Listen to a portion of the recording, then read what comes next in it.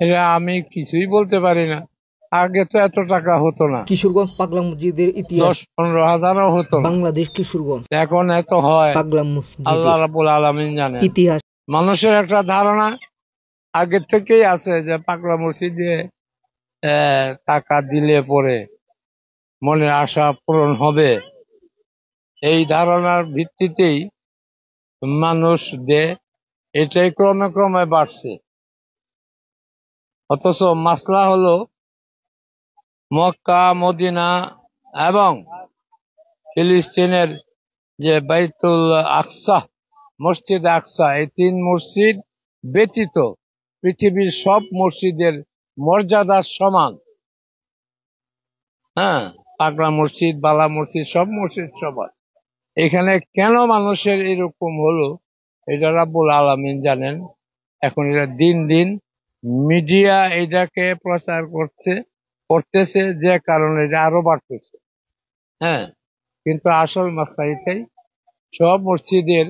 হ্যাঁ, আমি অনেকে ফোন করে, আমি অন্য কোনো অনুন্নত মসজিদে দেয়া দেন, একই কথা।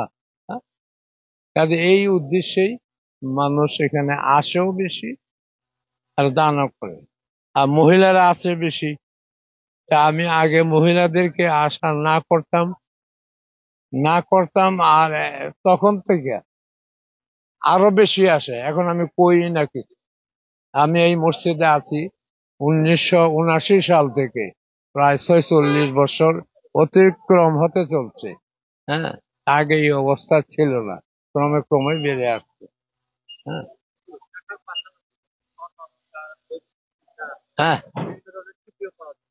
হ্যাঁ, এগুলি তো তার মনের মধ্যে যে ভাব আসে সেই ধারণা থেকেই করে। এগুলি তো পাগলা মসজিদ থেকে কেউ বলে না যে পাগলা মসজিদে দেন বা পাগলা মসজিদে এরকম করেন।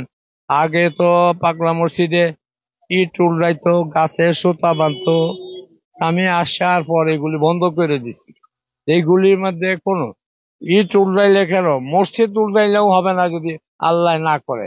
এখানে আসা সলাতুল হাজত করে আল্লাহর কাছে করবেন, যে কোনো জায়গা সলাতুল হাজত করে আল্লাহর কাছে চাইবেন।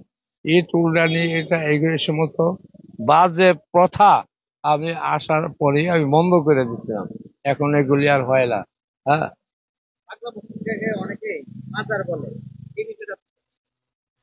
এটা একটা ভুল ধারণা। এখানে তো মাজার নাই। হ্যাঁ, মাজার নাই কারো এরকম ব্যক্তি এখানে, তার মাজার এখানে এরকম কিছুই নাই। একটা ভুল প্রচারণা আছে যে শহীদ পাগলা আহ মাধ্যমে পাগলা মসজিদ হয়েছে। একেবারে %, এটা মিথ্যা, অযথা কথা। শহীদ পাগলার এটার সাথে কোনো সম্পর্কিত না। হ্যাঁ, খালি তুমি পাগলা মসজিদ আমরা যতটুকু কাগজে আমরা পাইছি, অহমদনগর প্রায় 500 বছর আগের ব্যাপার। অহমদনগর জমিদার ফ্যামিলির দেওয়ান আয়শাদাত খান, দেওয়ান জিলকদর খান, তারা মহিলা, আল্লাহওয়ালা মহিলা মানুষ, তাদেরকে পাগলা বিবি বলতো। এইখানে একটা তাদের প্রপার্টি ছিল নদীর উপরে। এখানে তারা বছরের উপর আমাদের এখানে আসছে। এখানে যেহেতু আজান হয়, লোক নাই, যে আমরা এখানে একটা মসজিদ দিই, যে তারা মসজিদ দিচ্ছে এই যে পাগলা বিবি। তো এই যে পাগলা বিবির মসজিদ, বিবির আর নাই, এখন এটা পাগলা মসজিদ হয়ে গেছে। যেমন আমারে পাগলা মসজিদের ইমাম এত কথা কয় না, সিধা পাগলা ইমাম কয়। তা আমিও গোসা হই না। যাক বলুক, আল্লাহ তো জানে।